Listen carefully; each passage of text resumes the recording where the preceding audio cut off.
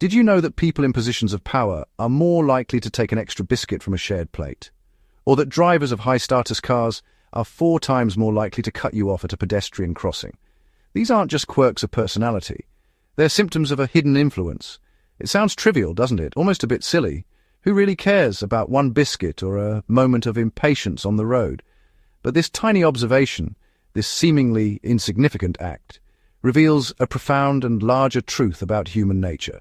It's a crack that lets us peer into the machinery of our social world. It hints at an invisible force that subtly alters our behavior, our thoughts, and even our fundamental ability to connect with one another. This force can make us less empathetic, more impulsive, and more focused on our own goals. That force is power. It's the invisible hand on the scale, constantly tipping the balance in our interactions. It shapes our relationships in the office, dynamics within our homes, and the grand narratives on the world stage. In this video, we will unpack the hidden rules of power.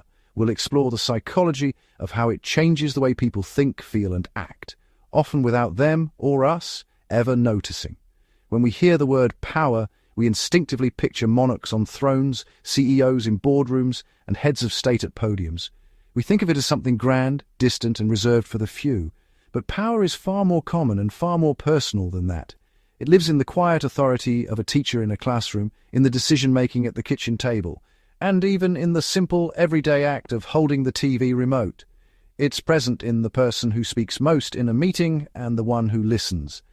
Understanding power isn't about casting judgment or seeking to overthrow it. It's about developing a clearer vision. It's about recognizing a fundamental force that affects all of us, every single day, in countless subtle ways. By seeing it, we can begin to navigate it more wisely.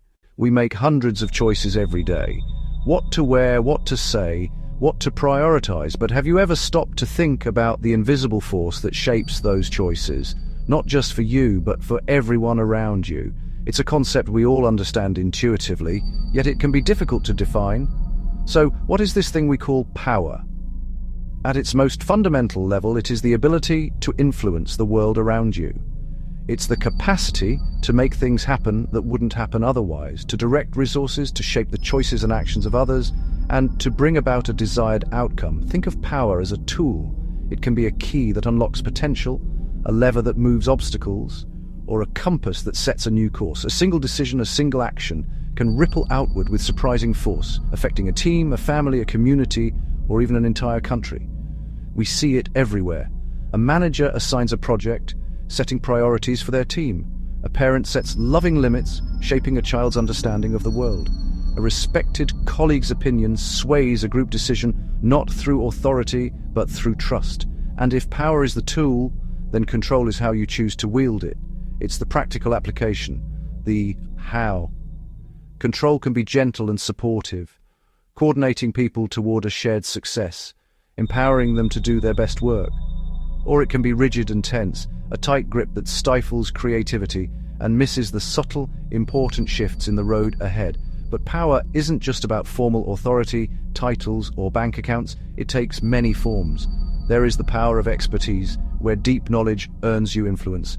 There is the power of charisma, the magnetic pull that inspires people to follow your lead. And in our modern world, there is the immense power of controlling access to information. Ultimately, power is a relationship. It's an agreement, spoken or unspoken, between people. It is granted through respect for your character, fear of consequences, or a shared acceptance of rules and structures. Understanding this dynamic is the first step to navigating it wisely. Why do people want power? The answers are deeply human and surprisingly simple. At its most fundamental level, the answer is safety and security. In a world that often feels unpredictable and chaotic, power offers a semblance of stability, a way to build a fortress against uncertainty. It's the ability to shape our immediate environment, to ensure the well-being of our families, and to protect the people and principles we hold dear. Beyond survival, we crave respect and significance. We are social creatures, wired for status and affiliation. We want to be seen, heard, and valued by our tribe. Authority brings attention, validation, and a secure place within the group, all powerful psychological reinforcers. And yes, there are the tangible rewards: wealth, opportunity, and the comfort that comes with access to resources. Fundamentally, control feels good. It soothes our anxiety and offers proof of our competence in a complex world. But this is where the trap is set. We begin to see power as a zero-sum game. For me to gain, you must lose. The very feeling of control that brings comfort can become addictive. We start to clutch the reins too tightly. Trust in others erodes, replaced by a need to micromanage and dominate. The very pursuit of safety and connection slowly, ironically, isolates us. That is the seductive, paradoxical trap of power.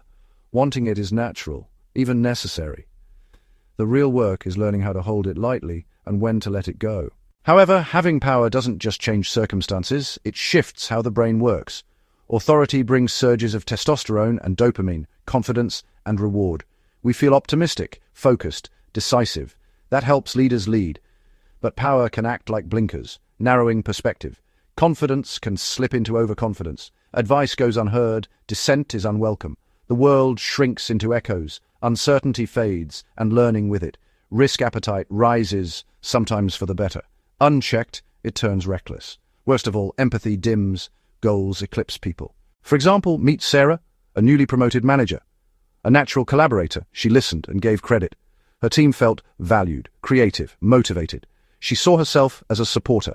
Success brought praise, budget, authority. Slowly, things changed. She began to believe the wins were hers alone. Confidence curdled into arrogance. Interruptions replaced inquiry. Proposals became pronouncements. Feedback felt like a threat. Brainstorms vanished. Directives took their place. Communication shrank into silence. Ideas died before they were shared. She gained control and lost connection. A sobering shift. Consider a charismatic politician, swept in by a wave of hope. Accessible, empathetic, present.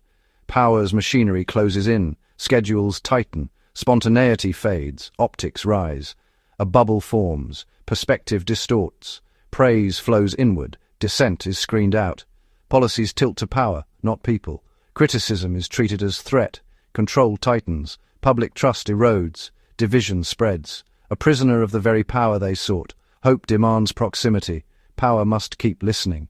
Power rarely corrupts suddenly. It creeps. Watch for small shifts. Red flags. Interrupting replaces listening. Respect declines. Engagement drops. Curiosity evaporates. Information stops flowing.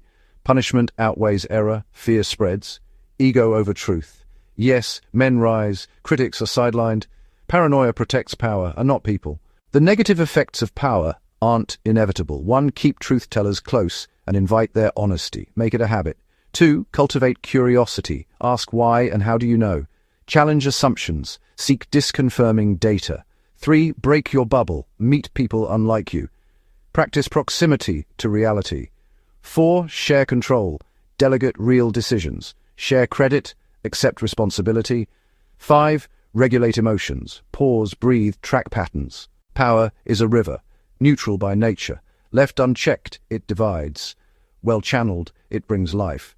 Its outcome depends on how we manage it and how we grant it. Humility, curiosity, connection. True hallmarks of leadership.